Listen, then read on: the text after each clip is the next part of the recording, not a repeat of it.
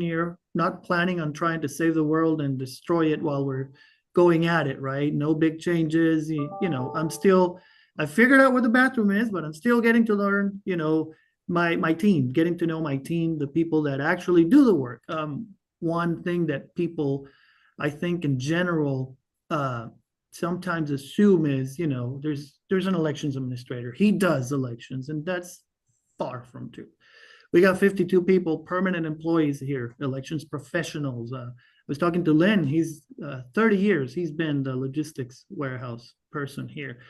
So I'm getting to know my team, getting to understand how they operate, getting to learn and assimilate the Dallas culture before we start going crazy with any ideas. But that said, I do think that Dallas, as right now the largest elections administration office in the state, right? Because it used to be Harris County, and they don't have an elections administrator anymore. They split the duties between the electeds. So that makes this the largest elections administration office in the state of Texas. And it puts us on the map as, one of probably the top 10 jurisdictions. So we have a huge responsibility. And I think part of that responsibility is to lead, is to be innovative, is to be an example to follow, right? I think people around the state should be looking at Dallas. And how do we do that? Well, we do that by coming up with creative, innovative ways to engage with voters, to educate voters, to serve voters. Ultimately, that is the point of this whole office, right? Is that voters in our county have the option, have the tools to understand the process, to know how to engage with the process, and that they have a positive voting experience. So they keep coming back. And then everything we have to do to make that happen, we will geek out and, modernize our back-end systems, our inventory system, and we'll get our staff to study new things and all of that. But it's always got to be with the objective of, and that's what we were talking about with the staff recently.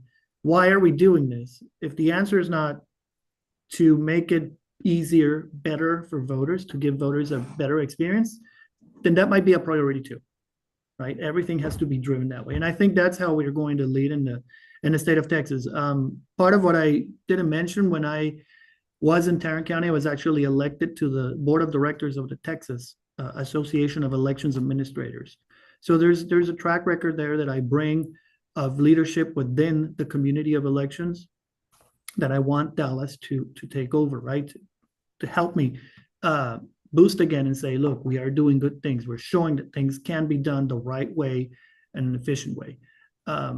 So couple of, let's say not short term was putting out a couple of flyers that we had. I think Mike did a great job modernizing and bringing this department a step up into the 21st century. But there are a couple of things that when you take projects that big, you're still kind of like the first time maybe a little trippy, and then you kind of fine tune, right? One of them was this whole issue with the poll books connecting in the polling places. So we, stop having these rumors of ghost voters, whatever. That's been addressed. It's been solved. We are completely live and synchronized at all times right now. Really happy to share that with you. I haven't even shared it with the court yet, so I guess you got an exclusive there.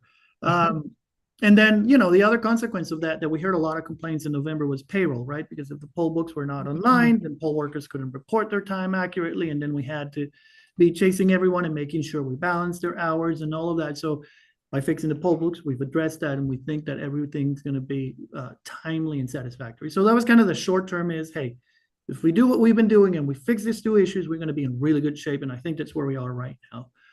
Where are we going now from here? Midterm, I would say. Transparency. I think in a year like 2024, and this is what I've been doing in Tarrant as well, it's important that all the misinformation, disinformation, malinformation, you name it, whatever information that's out there that is just not correct, right information, the way to fight that is by being transparent, by being open, by sharing facts. That's what I've always told people. Everyone's allowed to have an opinion. I'm a firm believer in the First Amendment, but there's opinions and there's facts, right? Opinions are not facts. You can think that something shouldn't be done a certain way. That's great. Fact number one, we do things according to the law. You don't like the law, you're entitled to that opinion. But this is, according to the law. And so transparency to show that we're doing things by the book, that we're doing things accurately, that our elections are safe, that our elections are that we treat everyone the same, right? That there's no preference, that it's not because, oh, we're in a blue county, Democrats get preference. It's not true. We treat everyone the same in Dallas County elections. Those things are important, right? So some efforts in terms of communication, outreach. We're putting together a good outreach plan with a good message to, number one, encourage people not just to participate, but to stay informed, for people to understand. If you want to know the truth about elections, you have to ask the elections department. I love y'all, but no one's going to give you as precise information and the latest thing as we are. We're the ones who can log in right now to the screen and tell you there's 58,205 people who have voted as of this exact minute, right? So we're always going to be the source. We're going to partner with organizations like yours and say, hey, here's the message, here's what we're going to spread out. But if anybody's questioning something, we're always going to tell them, come to us. Mm-hmm. No other partner. Come to us so we can give you the exact information, right? So that's part of the outreach campaign, a really strong component to it, educating people and coming to us. And then the other one, it has to do with public records. The only way you can settle a dispute between you say, she said, he said, is, well, what does the record say? And so we're going to be putting some effort into making election records more easily available for anyone who wants to say, well, I'm not sure that Johnny won that race. Well, you know what? You've got the ballot images, you've got the seals of records, you've got the tallies, you've got the signed documents, you got everything. Go audit it yourself, right? I used to tell people, and I still say, I don't want you to trust me. I want to give you an option and a system that allows you to see it with your own eyes and convince yourself. So if you don't like me, if you don't trust me, if you don't know who I am, if you wonder why the commission chose me, maybe there's some nefarious purpose, that's fine. You're allowed to have that opinion, but the facts are there. You can pull those documents and do the math yourself and see, what things are. So I think those are the two, let's say, strategic short to midterm efforts that I want to undertake to make sure that as we go into 2024, we have a more solid foundation, right? We're not standing on a table that's a little shaky. And that's probably the two that are more strategic, public facing. There's a lot of things that I would like to do in terms of systems we have to update, technologies that are out there to make our staff more efficient. That goes with training for our staff, new skills we want to develop and things like that, right? So a lot of in-house cleaning. I tell people the way I describe the elections industry, it's like a restaurant. There's the kitchen and there's the dining floor. Keep the mess in the kitchen. Right? So our first priority is, people have to have a great dining experience in the dining room. They have to come in, they have to have a great meal, they have to walk out. And then whether in the kitchen, we're flipping pans and we're not sure where the salt is, we'll figure that out later. But if they have a great experience, they're going to be back, right? Oh, you muted, Hyder. Yeah, I got excited and I hit the keyboard.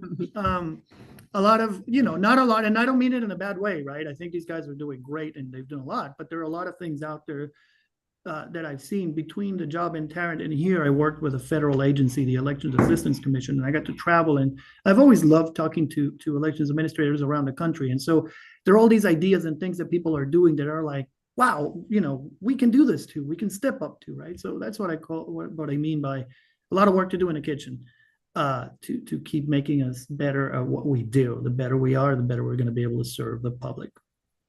Other than that, I can tell you I'm really happy. I found an incredibly competent, amazing team of professionals who care about what you do, right? And that's the first thing you always worried when you switch in leadership and you're like, all right, this is your team. The first thing you're worried about is, all right, who am I coaching? Who are my players on the field, right? Our job is a lot like a coach. We call the plays, but you need the players to run the plays if you want to be successful. And I'm really happy with this team. I think Dallas County Elections got a great team that cares about what they do, that love what they do and care about the voters. So excited about that. And the rest we'll see how it comes. I know there's a lot of conversation around elections since 2020. But I firmly believe that that's a small group of people, very loud, a small group. I really believe, and from what I've seen, most people, appreciate the elections process and the elections department. Doesn't mean that we're going to relax. We got to try to do better every day. We have always asked our poll workers, and I've been to some of the training classes, and I tell them, after the election, please come back to us and tell us what we can do better. we come up with a plan, we think this is it, this is going to work, it's perfect, they're going to love it, but we're not on the front lines. And so I've always been a firm advocate of getting feedback from the community, from the people who actually go through the process, right? I'm sitting here, but there's 64 places right now, and 50,000 people, 58,000 people have been through it. So I'd like to hear, is there something we could have done better? And every time get a little bit better. Yeah. That's also what you're going to see from me. Like I am not someone to say, I think we got it right, let's sit in it, wash, rinse, repeat for the next 20 years, and then I'll retire and I'll be fine, right? We're always looking for what can we do better. I don't know if it's relevant or not, but I'm a Catholic, so I believe God's perfect. We're not. So we've always got something that we can look at and say, all right, what do we learn and how do we get better, right? So, faith beliefs aside, just so you understand a little bit of how my mind works. Like, we're always going to look at every project. And even if you hear me say, it was great, we're always going to turn and say, but what could we have done better? So there's always going to be little things that we're going to be tweaking. Okay. Well, and that's me, and that's the plan. So I'll let you now maybe open it up for questions. Yes, I have several questions that I'm going to ask you, and then we'll take some questions from the chat in just a second.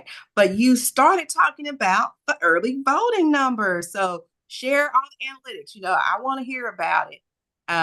You share we had 58,000 votes to date. So in comparison, I know you've already shared with me, but share with everyone. What is that in comparison to 22 and 2020? Well, and that's funny because we get this report every night. Our analyst puts it together. As of last night, when we closed polls, we had 50,140 people that had voted. For the first 7 days in 2020, we had 49,832. So we're above the presidential turnout from the primary of 2020, and certainly above the midterm primary in 22. We had 44,511. So we are right now, this is the highest turnout in the last three primaries that we've looked at, right? And we got to go back and maybe see the last 10 years, 20 years, something, but it's looking really good, really good. Okay. Do you see any challenges that have occurred this week? Typically we have concerns with early voting staffing, possibly any major complaints, any consistent complaints, any major complaints. Tell us about what has occurred to date with your experience with early voting. Look, we've had, like I said, the first couple of days, we were still battling this issue with the poll books and the network infrastructure. We've gotten over that. We finally found the issue and it's fixed. So we got a lot of calls about that. That's really gone down. I think today we've had like maybe 10 calls, 10 tickets opened, which is unbelievably low. I think things are flowing well. Still have one or two spots where, we're doing a joint primary. So you don't have one judge and one alternate. You have two co-judges. And we've told them, you have to figure things out. And so every time you have a disagreement, you need to sit down and say, but we got to figure it out for the voters. We've had a couple of stuff where we've had to, call him back and ask him to please, you got to find a way to work together. But in general terms, I'm not exaggerating. I'm not trying to sell this because it's my first one. I'm being honest with you. It has been very quiet. Okay, so you talked about out-the-box thinking and being innovative and creative. So share with us some of your thoughts around increasing voter participation, and specifically around in the predominantly minority areas. Share with us some strategies to increase voter participation in those areas in Dallas County.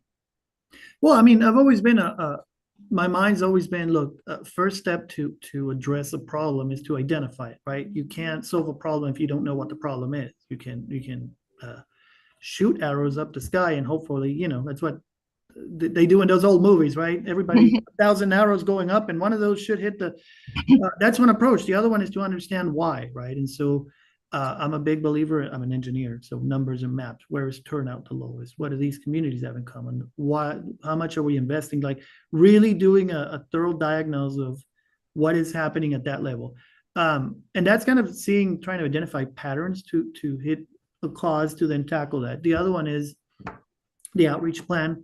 I'm a firm believer that we have to engage voters from a young age. So high schools, we've been talking about ideas for the high school outreach plan, not just, try to bring in more workers, try to build more of a culture from a young age. I will tell you, I'm looking at the age distribution in front of me, and I Mhm. can tell you this is 30 and 43, 43 of the 58. So we're looking at over two-thirds of the turnout is 55 and above. And Mm. we've had less than 3,000 votes under the age for voters under the age of 34. I think that's one of the biggest issues to tackle, right? We need to engage the young population and we need, and it's funny, it's weird because I always tell young Right. people, I think young people like me, I can still say that, right? Um, the outcome, the consequences of the outcomes of the elections, you get to live with them longer than I do because you're going to live longer. You're younger. That's just how it goes, right? So Mhm. how come you guys show up in smaller numbers, right? So that messaging to me is important to try to increase turnout. It's clear when you see this chart that there's definitely work to be done there to make sure that younger population engages. Okay. So when you talk about engagement and getting the community involved, we have the Vote Center Advisory Committee, and then you have the SEAC that's appointed by the county commissioners. How do you plan on utilizing them, using these two entities moving forward? Well, two things. I started saying that, I'm an engineer and I like numbers to tell me where things are, but Mhm. numbers aren't everything. Numbers don't lie, but numbers don't explain community, don't explain behavior, right? And that's always been the thing. If we could predict how people think, we wouldn't have elections. We would predict it and voila, we know how they're going to vote and done. And so SEAC and the Vote Centers Committee, both of those committees are linked to the community to say, hey, look, we're seeing, for example, that this polling place has not had more than 50 voters in the last 3 years. From an operational stand, the instinct's going to be to say, we'll close it down. What does the community think? Why is this happening? Why are people not going there? Is it a bad, so that's important for us to understand that those committees are linked to because I live in one place. I don't live in every place in the county, right? And there's Mhm. understanding of every community that you need. And that's where those committees to me add value, right? To understand decisions beyond numbers, but Mhm. in a context of community. Um, and so with them, we have lots of questions to ask them. For example, the vote centered community, does it make sense to close, to relocate, to move, to split, for example, right? Mhm. There are locations that people love, but the turnout is getting to be too much for the location. So inevitably, you're going to end up in a line, right? If we can only put 10 machines and you have 5,000 people in line, can we move to this other building where we can fit, 30, 40 machines? Well, the community prefers this one. That's the kind of questions and discussions we Right. have. Do we split it? Do we move it? Um, and the same thing for the Citizens Advisory Committee, right? It's always good to hear from topics beyond locations. Mhm. Very good, very good. So when we talk about the issues with the co-judges, we know that we have the different parties represented at the voting centers. So you said you get a call. How do you resolve that? I heard you say y'all work it out. So what does that mean? Y'all work it out, and if they Yeah, don't, that's what's your response? no. Sometimes we have to tell them, right? Sometimes the two judges will sit there and say, "Hey, I think Johnny should be on the check-in station," and the other judge says, "I think it should be Jane." Well, Hmm. only one person can sit there, and you two have to figure out who's going to sit there. I mean, Hmm. it comes down to flipping a coin, do it, but you two have to come to an agreement, right? Some of those conflicts may be resolved by, yeah, this judge is right. That's what the procedure says. So matter settled. Let's move on. Like I said, we have a team here that is dedicated to voting sites and training. And so if it's a question, a procedural question, matter settled, this is what the procedure says. If it's an operational decision that is relevant to that context, to that location, to that situation, that's why they get paid to be the co-judges, to Right. manage a location and to come to an understanding and find a solution. So Hmm. things like, what time are the clerks going to take a break and how do we distribute them to have lunch so that we always have the two parties in the place? So those are things they have to figure out on site. Hmm. I don't like over regulating things. I Okay. mean, for me to turn a two-page Hmm. process into a 50-page document that determines, down to the minute that someone's going to eat and the color of the shoes they're going to wear is too much. I think that's the point of them being judges, right? That's what the law says. You are the judge, you run the place, so run it. Or don't be surprised if we don't bring you back the next election because you have shown that you don't have the ability to do this job. That's part of it, right? Right. That is. I'm going to change the subject a little bit. We know that on the suspension rolls that, those suspension rolls grow longer every year. And after, I think it's 4 years, they are destroyed so my question to you is what is your plan for communicating to the community? And do you plan to communicate to the parties if you all are deciding to destroy those the list of suspended voters so that the parties have an opportunity to reach back out? What is your plan around the suspension rolls? So there's no destruction of suspension rolls, right? I think it's canceling a voter's registration, right? And so, okay, that's what we're talking about. So yeah. That process is outlined in the law. If we mail you something, if we mail a voter something and that mail comes back undeliverable, what happens is you have an official government agency telling you, look, Hyder doesn't live here anymore. Mm-hmm. And so that triggers a process where we try to find Hyder. We mail him something that is forwardable. Some of the mail we send out can be forwarded. So if I move and I leave an address, mail forwarded, what's that called? It's a mail forwarding, right? That's the post office has, right? Or basically tell them, hey, I moved any mail I get in my old address, please bring it over here. If you've ever seen it, it has that yellow sticky. We got to reroute this. Okay. So, for example, your voter certificate can't be forwarded. So if it's not deliverable, they're not going to try to find you. They're going to send it back to us. And that triggers one of these. All right, we're going to put you in suspense, send an address confirmation, and that confirmation is going to follow you. So eventually, hopefully, you'll get it and you'll say, oh, yeah, I moved here and there's a process to update your record. If we can never find you in 2 years and voting takes care of that. You fill a statement of residence, you confirm where you live, you're back to active. But if there is no activity in a certain period of time and you're inactive in all of this, then the process comes to say, hey, we're canceling that record, right? So it's a combination of in a long period of no activity and voting, no activity in contacting us, because if you fill out a registration, if you go to the DPS and do something, that's kind of activity, right? Oh, here you are and we know where you live. So it's that complete silence. But after an official act from a body that tells us this guy moved, that we have reasons. So we don't put a voter in suspense because John Doe comes in and says, I don't think Hyder lives there. There's a process to challenge voters, but before we even put you in suspense, we reach out to you and say, hey, we had someone come in and say that you don't live there. And you say, yeah, no, I still live here. Then that's it. That's good. End of challenge. No need for suspense, right? That data is public. Parties are welcome to reach out to people and do efforts. But there is a process outlined in the law. We have to follow what the code says. As soon as you go in suspense, we reach out to you and then we just wait and see if you show up. Okay. And so if the parties are interested, they have to take that initiative. You're not going to provide that information automatically to the party so that they can do their work on their. If they want to work with us to get it automatically, we can absolutely work with them. Right? Again, it's public data. Right. It is public. So let's talk about, we know the upcoming election is going to be record breaking for Dallas County. We can already predict that based upon the early voting, right? And it's going to be a busy year, probably. It's going to be a busy year. And between now and November, there are a lot of things to be accomplished. So based upon, you've been here since December 20th and you've a week and a half into early voting and you've been out in the community.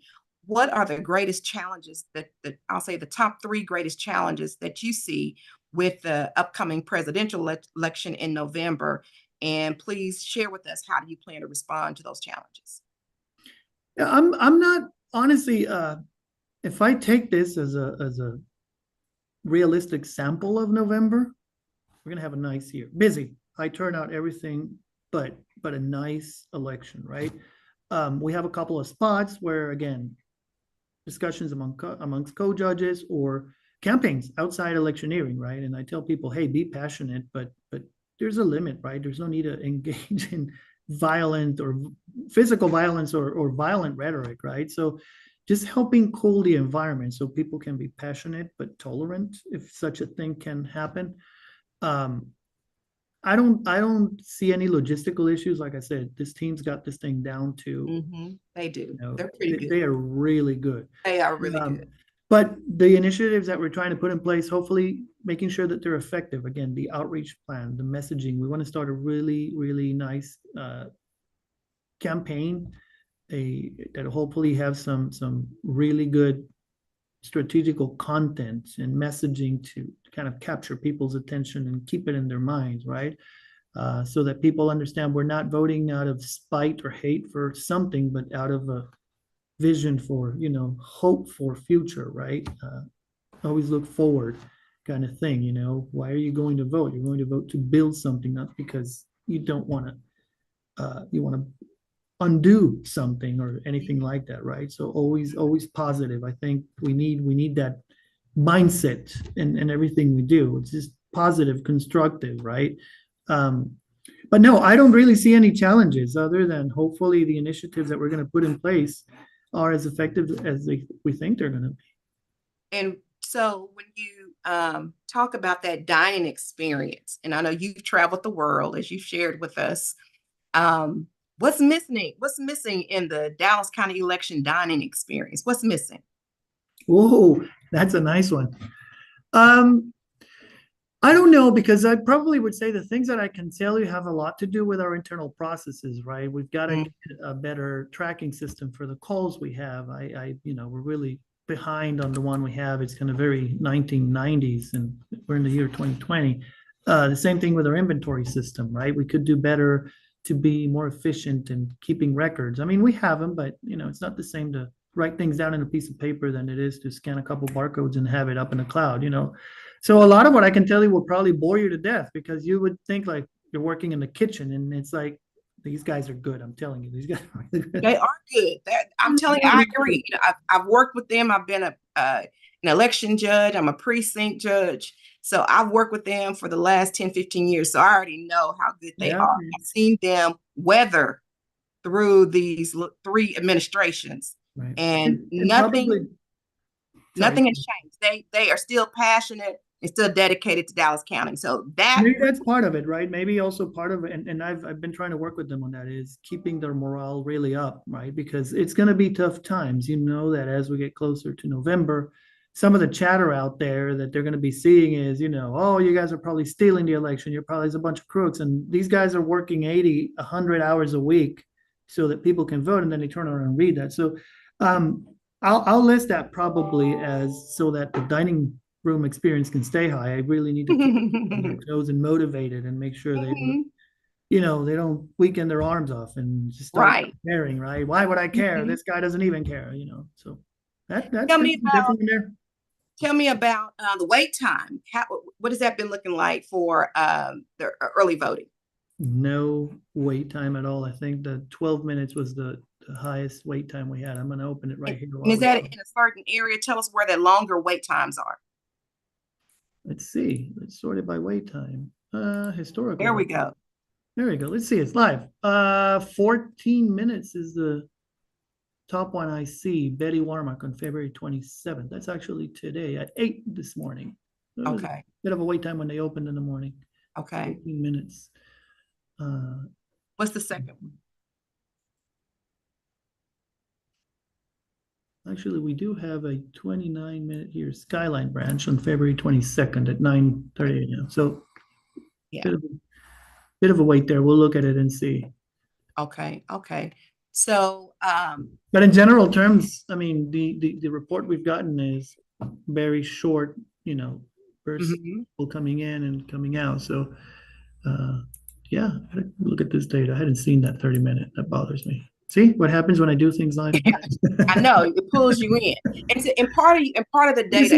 is part of what, and this too, me, this is part of what I say about being transparent, right? I'm not going to just clean the data and not do it because you may hear it. It's like, well, if it's there, it's there, and we're going to have to deal with it. There's no point in trying to hide it or see what number looks better for you guys.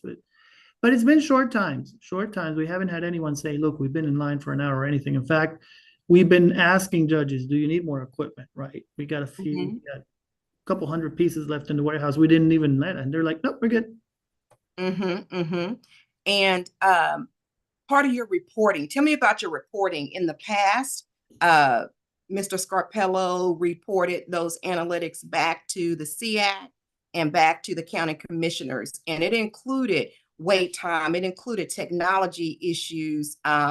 We received the whole list of complaints, because part of the CX responsibility is to make recommendations to the administrator about upcoming elections. So tell us, what do you think that you will prepare for the commissioner's court in your post-election analysis, as well as the SEAC? So Michael and I had very different styles in some of these things. I'm, when I go to commissioner's court, I don't like to be up there for an hour.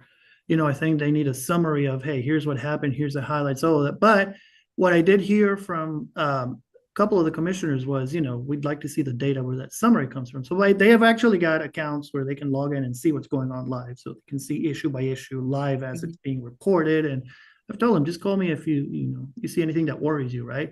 So we changed that a little bit so that it can know what is happening, but there should be a formal kind of summary to the court of, hey, here's how it went, right? But they have access to that. Now with SEAC, we haven't had our first meeting yet with me. Right. Theoretically, it's quarterly, but if we'd done the January one, I would have been there to say like, okay, I guess I have to be here. I don't know what this is about. So I said, let's, let me get into it, read the whole charter, like understand the process and what you've been doing. And I think we'll be doing the same thing, right? We'll share the whole data with you and then just let you kind of evaluate it and make any recommendations based on what you read in there. Just maybe serve as a sort of a checkpoint, for what you're seeing, and kind of like, yeah, you're going to see, 100 calls about routers being offline the first 2 days, but remember we fixed it on the third day. So that, well, it's a lot of what you're going to see. That's problem solved by the time we sit down, right? But definitely for something like SEAC, you're the advisory committee. It doesn't make sense that I tell you how to read that. Rather, my role is probably to make that data available for you and answer questions and wait to see what you put together from it. Okay, very good. So specifically, can we get a little bit more specific around technology? I know that's your area since you've got the engineering background, that tech experience, and specifically working in election companies for elections across the world and across the country and the world. What technology do you think would be, if you could just say, if you had a magic wand and you can just say, hey, let's hit this technology and it's gonna be in place by next week or after the election? I got it. It's a shopping list. I already yeah, shopping list. Okay. Yeah, I already gave a shopping card to the purchasing agent and say, hey, how do I get my hands on all these things, right? What's the purchasing process in Dallas? Right. All of them are internal things, right? I think the voting experience right now is where it needs to be. I think, again, going to the dining room analogy, curbside. I think that's probably the most important one. Come on, yes. Curbside is cumbersome for the voter and for the especially for the poll worker. So we actually, I'm gonna confess here that I'm copying my own homework. We spent a couple of years in Tarrant County with the team there designing what we want it to be, and we put it on RFP. And when I left Tarrant County, it was at a prototype stage, right? When we went to the conference in January, the vendor was there with the prototype, and I was like, okay, there it is, because last time I saw it, it was still a drawing on paper. So I think we're basically we're looking at waiting to see if Tarrant County has that contract in DAR and go for full curbside cart that holds the machine, holds the poll book, has cover. Oh my goodness. Like, it has adjustable height. Like, I'll show it to you guys. See if I can get a video. Thank you. That's too cumbersome, because I was that judge that had to go out and drag that poll book out there. In all fairness, it's not Michael. It's not me. It's not. I mean, and I've talked to the Secretary of State about it. There's no real curbside solution from the vendors, right? We're left on our own. Oh, you bat those, and hey, the law says we have to do curbside. Yeah, take it outside, and it's like, you're not providing a way to do this, right? So we've had to kind of come up on our own. I've really been insisting on the Secretary of State's office to say, you have to add something in the certification. Right. Forces them to have an all-in-one included solution for curbside. But anyway, so I think that's the first one. If I had a magic wand internally, The ticket system I was talking about, the inventory system, and we need to upgrade our voter registration system. It's again very 1990s. The one Voter that records, registration, you said? the voter registration system, yeah. So are you thinking like online, like implementing No, no, online? no, no. Just Okay. we can't do that. It's not legal in Texas. I'm talking about the system that holds the records of the voters. Okay. It's solid, it runs, it does its job, but it's old. And so it's nice to have something new that incorporates GIS technology. So redistricting is Yes. not a uphill battle with records that you have to proof and triple proof because you literally have to type in stuff. I always tell people, have you ever used Zillow or one of Yes. those rental places? Mhm. It should be like that, right? I want to live here. You draw a circle and it says, oh, here's everyone, here are all the Like a houses hot, inside the like a heat circle. map, like a But heat map. but redistricting, we don't do it that way because our system's Right. very old, right? So we sit down Right. and we type, okay, this street from this number to that number falls in this district. Mhm. This street. And it should be as simple as that's a new district. We're done. So Right. that kind of thing would make us more efficient, would make it less prone to error, right? This is not, um, of course, part of it is I'm an engineer and I'm a nerd and I'm a geek and I would love to have the latest and greatest toys. But there's also a reason why the county wants to invest in that kind of thing is that it's a less prone to error process, which ultimately means, we don't have these oops that, can really hurt perception on the election or disenfranchise the voter, right? So Sure. that's where I think it's really worth the investment. Plus, they're Okay. really cool toys. Yeah. Okay. Very good. Very good. So we hope you get your toys. And Right. of course, we're all, we're Dallas County voters. So, we want to support innovation, and especially if it's going to help our community.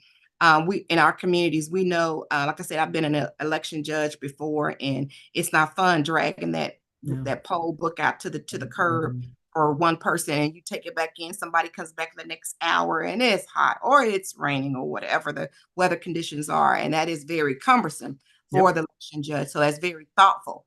And we know that when you look at those curbside voting numbers, they are very prevalent in certain areas, those areas where they're aging or more health issues. And so we know that tends to be in the highly predominantly minority areas as well. And so thank you for considering that, because we know our communities will benefit from having that updated curbside system. Well, we're going to close out Wow. That was quick. Honorable Casey Thomas is going to come back. For those of us that have just joined, thank you. This is on YouTube. A lot of your questions he had already answered. So if you would like to preview, we'll review that on there. It's available. And for those of you that are not aware, OVOV started in 2020, as our founder shared with us. And it was our goal to ensure that we responded to making sure that we had voter participation in the pandemic. So we started 4 years ago. And since then, we've grown over 150 members. We represent over 30 organizations.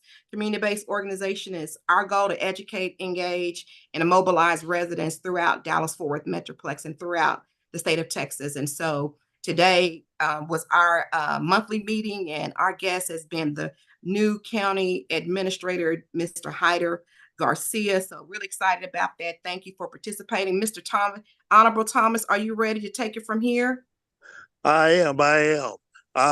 Thank you so much for Dr. Levels for leading that Q&A. I know there are a lot of other questions that individuals have, and that's why when I first met with Mr. Garcia, I talked to him about a relationship, and he agreed about building a relationship with our voters, our voices. So this is the first of many conversations that we'll be having.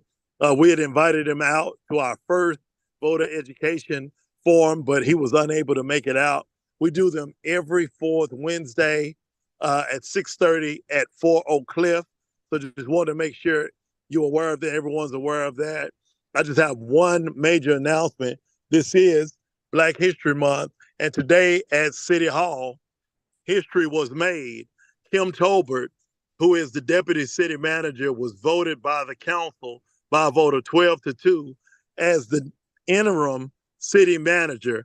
That will go into effect on June the 3rd. So I want to make sure everyone knew that. If you work with Kim like I have, she is very capable I was there. I texted her, let her know I supported her, and I was there to show her support. So I wanted to share that information. At this time, I'm gonna turn it over to Crystal. Okay, And Crystal, go ahead. no, go ahead. No, I was saying, and Crystal, you can go ahead from this point. Okay, thank you, Vice President Thomas. We just only have a couple of announcements. As you all know, as we've already stated, that Our Vote, Our Voice is indeed a nonpartisan space, but we do have some elected officials on the call, and we do have some candidates on the call. I am going to just mention a couple of people. If I miss anybody, help me. Judge Mike Jones is on the call. Thank you so much for joining. Judge Valencia Nash is also on the call. Thank you as well. I see candidate Derek Avery, who is running for a commissioner seat.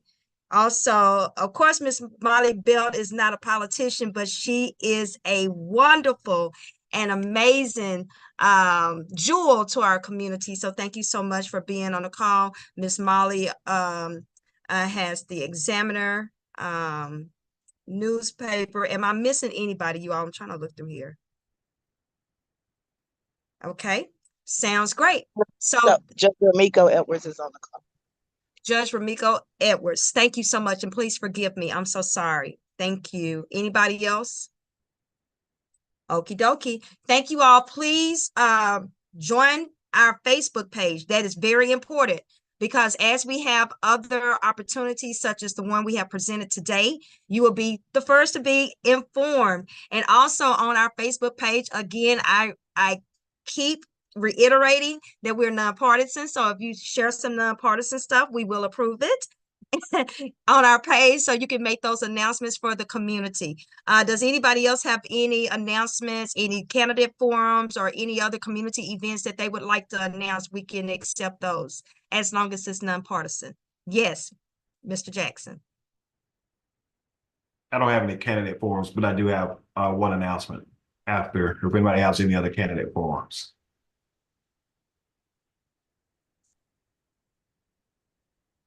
Okay, since we don't have any, real quick, my name is Benjamin Jackson, Education Chair for Our Vote, Our Voice. Next month will be March, and before you know it, we'll be into our municipal elections. We definitely want to partner. I'm glad to see everyone on to go back to their networks and partner to increase voter turnout for those municipal elections. The last day to register to vote is April the 4th, 2024. Early voting will only be 1 week. So it's very important. There tends to be a drop off when you go to the local municipal elections. We definitely want to partner with everyone, with the political action chair and social action chair, to ensure that we at least meet 20% turnout for this election, if not more. And the only way that's going to work is if we all work together to ensure that we're going back to our networks and equipping people and educating people what we're voting on. And then also to ensure that they share with their family in that network to increase voter turnout. Early voting will start April 22nd through April the 30th, and the election day is May 4th. So with early voting only being 1 week, it's important throughout the month of March that we're educating people about the bonds, about school board elections, and what we're voting on at our particular churches and our Greek-led organization, as well within the other service areas that we provide with NAACP and this membership and other service-oriented organizations. So as the education chair, that's one of the things we're going to focus throughout the month of March, getting us ready for that local municipal election. And then after that election is the primary runoff. If anybody doesn't get 50% after this election that's coming up, please, we're going to be also putting that information out to our networks to encourage people to get out and go vote.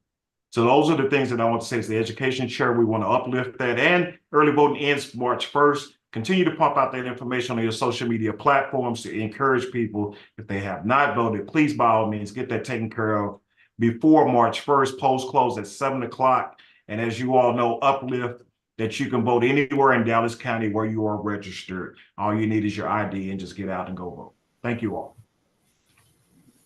Crystal? Yes, ma'am.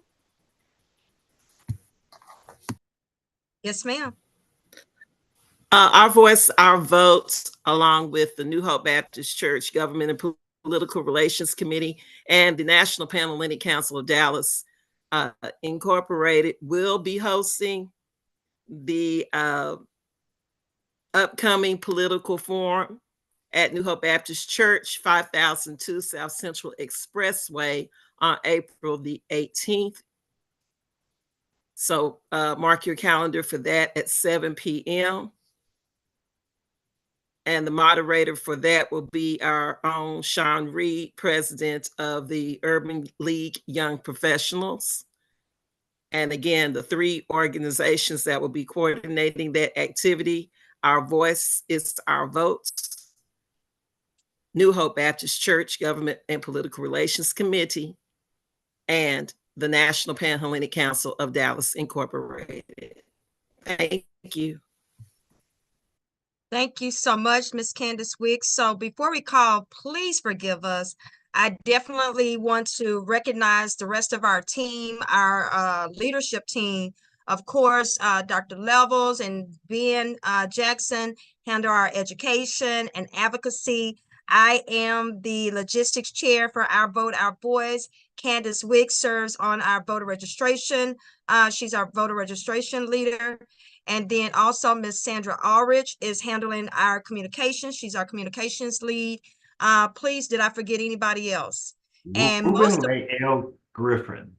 Okay, I didn't know he was on the call. Please forgive me. And Ruben Lael serves with me with the logistics team, and we also handle some of the graphics as well, with all of the graphics. And Mr. Sean Reed also serves under Honorable Casey Thomas as the leader of our organization. And I would like to say that we are all a part of the original leadership team of Our Vote, Our Voice. Again, thank you so much to all of our guests, and also to our special guest, Mr. Garcia. We greatly appreciate you, and you all have a fabulous and absolutely amazing day. If you have not voted, today will be a great day to do it.